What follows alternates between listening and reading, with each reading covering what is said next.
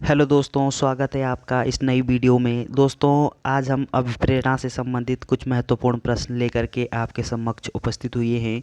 तो फ्रेंड्स, बिना देरी किए हम इन प्रश्नों को शुरू करते हैं। चलिए फ्रेंड्स, इस वीडियो का पहला प्रश्न है, अभिप्रेरणा अंग्रेजी भाषा के किस शब्द का हिंदी अर्थ है? तो अभिप्रेरणा को अंग्रेजी में क्या कहा जाता है? मोटिवेशन। अगला प्रश्न है, मोटिवेशन शब्द की उत्पत्ति लैटिन भाषा के किस शब्द से हुई है? दोस्तों, जब हम अभिप्रेरणा शब्द के संदर्भ में बात करते हैं तो अभिप्रेरणा शब्द को अंग्रेजी में मोटिवेशन कहा जाता है। और मोटिवेशन जो शब्द है वो लैटिन भाषा के मोटम शब्द से विकसित हुआ है। मोटम शब्द का शाब्दिक अर्थ होता है गति प्रदान करना। अगला प्रश्न है, कौन से प्रेरक वातावरण के संपर्क में जाने से विकसित होता है? तो ऐसे कौन से प्रेरक हैं जो वातावरण के संपर्क में जाने से विकसित हो जाते हैं? हमारा सही उत्तर होगा अर्जित प्रेरक। तो अर्जित प्रेरक कैसे प्रेरक होते हैं कि वातावरण के संपर्क में जाने से विकसित होते हैं। अगला प्रश्न है, व्यक्ति जन्म के साथ कौन सा प्रेरक लेकर के आता है? तो व्यक्ति जन्म के साथ कौन सा प्रेरक लेकर के आता है? हमारा सही उत्तर होगा जन्मजात प्रेरक। यानी जन्मजात प्रेरक हम उन प्रेरकों को कहते हैं जो बालक के अंदर जन्म से ही उत्पन्न होते हैं। ऐसे प्रेरकों को सामान्यतः जन्मजात प्रेरक कहा जाता है। और जो अर्जित प्रेरक होता है, अर्जित प्रेरक ऐसे प्रेरक होते हैं जिनको हम जन्म से जन्म के समय साथ लेकर के नहीं आते, बल्कि बाद में वातावरण के संपर्क में आने से वो हमारे अंदर विकसित हो जाते हैं। तो ऐसे अभिप्रेरकों को क्या बोलते हैं? अर्जित अभिप्रेरक। और जो जो जन्म से हमारे साथ मौजूद होते हैं, जन्म से जिनको हम अपने साथ लेकर के आते हैं, वो क्या कहलाते हैं? जन्मजात प्रेरक। अगला प्रश्न है, बाह्य प्रेरक कौन से हैं? तो बाह्य प्रेरक कौन से हैं? दोस्तों, जब हम अभिप्रेरक या फिर प्रेरक के संदर्भ में बात करते हैं तो अभिप्रेरणा उत्पन्न करने वाले जो कारक होते हैं उन कारकों को अभिप्रेरक या फिर मोटिव्स कहा जाता है। अभिप्रेरक किसको कहते हैं? यानी अभिप्रेरणा उत्पन्न करने वाले जो कारक होते हैं उन कारकों को अभिप्रेरक या फिर प्रेरक कहते हैं। अब मैस्लो के अनुसार प्रेरक दो प्रकार के होते हैं। मैस्लो ने दो प्रकार के प्रेरकों का उल्लेख किया था। एक बताया था उन्होंने जन्मजात प्रेरक और दूसरा बताया था उन्होंने अर्जित प्रेरक। अब ये जो जन्मजात प्रेरक होता है, जन्मजात प्रेरक और अर्जित प्रेरक, ये दो प्रेरकों की व्याख्या करते हैं कौन? मैस्लो। अब इसके अतिरिक्त जब हम बात करते हैं तो जन्मजात जो प्रेरक होता है, अर्जित जो प्रेरक होता है, जो प्रेरक हमारे समक्ष जिसको हम जन्म जो हमारे साथ जन्म के समय मौजूद होता है, जन्म से ही हमारे अंदर मौजूद होता है, जन्म के समय आता है, उसको हम जन्मजात बोलते हैं। और अर्जित प्रेरक जिसको हम बाद में अर्जित करते हैं, ग्रहण करते हैं, वातावरण के संपर्क में आने से हमारे अंदर विकसित होता है, उसको हम अर्जित प्रेरक कहते हैं। तो अगला प्रश्न है, बाह्य प्रेरक कौन से हैं? तो दोस्तों, बाह्य जो प्रेरक हैं, पुरस्कार, दंड, प्रशंसा, सम्मान, ये क्या होते हैं? बाह्य प्रेरक। यानी बाह्य प्रेरक, इन ऐसे प्रेरक, सबसे पहली बात प्रेरक को समझना आवश्यक है। प्रेरक क्या होता है कि अभिप्रेरणा उत्पन्न करने वाले जो कारक होते हैं उन कारकों को अभिप्रेरक कहते हैं।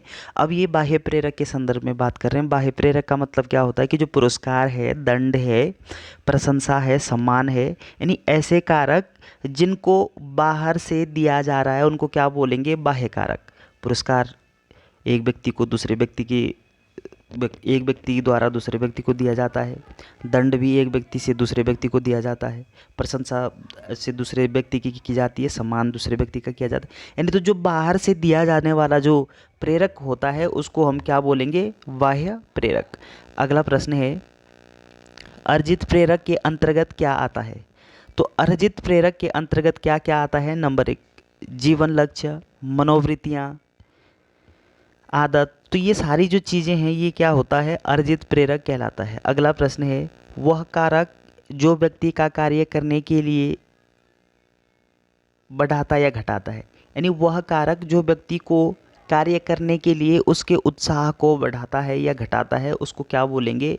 अभिप्रेरणा, मोटिवेशन। मोटिवेशन जो शब्द है वो लैटिन भाषा का लैटिन भाषा का शब्द है और लैटिन भाषा के किस शब्द से विकसित हुआ है, तो हमारा सही उत्तर होगा मोटम शब्द से। अगला प्रश्न है, बालक किसी कार्य को अपनी इच्छा से करता है, वह है, हमारा सही उत्तर होगा सकारात्मक अभिप्रेरण। सकारात्मक प्रेरणा बोलो या फिर सकारात्मक अभिप्रेरण बोलो। अब सामान्यतः अभिप्रेरण जो है ये दो प्रकार का होता है। एक होता है आपका सकारात्मक अभिप्रेरण, एक होता है आपका ऋणात्मक अभिप्रेरण। यानी एक होता है आपका पॉजिटिव मोटिवेशन, एक होता है नेगेटिव मोटिवेशन। अगला प्रश्न है, अभिप्रेरणा को प्रभावित करने वाले कारक हैं, यानी ऐसे कौन कौन से कारक हैं जिनका प्रभाव अभिप्रेरणा यानी मोटिवेशन पर पड़ता है। तो हमारा सही उत्तर है आवश्यकता, रुचि, संवेग। ये प्रभावित करने वाले कारक होते हैं। ये अभिप्रेरणा की दर को कभी कम करते हैं तो कभी बढ़ा देते हैं। अगला प्रश्न है,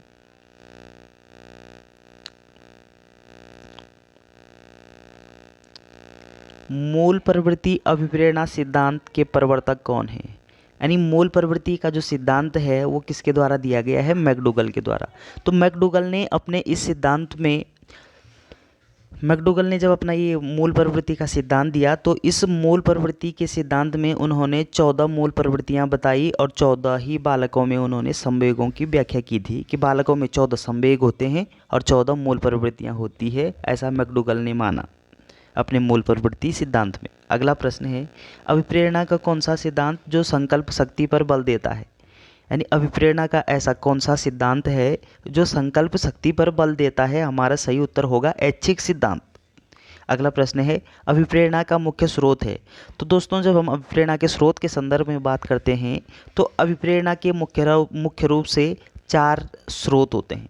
अभिप्रेरणा के कितने स्रोत होते हैं, 4 स्रोत। नंबर 1 आवश्यकता, नंबर 2 चालक, इस चालक को हम अंतर्नोद और प्रनोद के नाम से भी जानते हैं, और नंबर 3 है प्रोत्साहन, प्रोत्साहन को हम उद्दीपन के नाम से भी जानते हैं, उद्दीपन को प्रोत्साहन के नाम से भी जानते हैं, और अगला है प्रेरक। तो ये जो चार हमारे अभिप्रेरणा के जो स्रोत होते हैं, अभिप्रेरणा के जो तत्व होते हैं, ये परीक्षा की दृष्टि से बहुत इंपॉर्टेंट है। पेपर में पूछा जा सकता है कि अभिप्रेरणा के स्रोत हैं, तो अभिप्रेरणा के कितने स्रोत हैं, 4 स्रोत। आवश्यकता, नंबर 1 आवश्यकता, नंबर 2 चालक, नंबर 3 प्रोत्साहन, नंबर 3 उद्दीपन।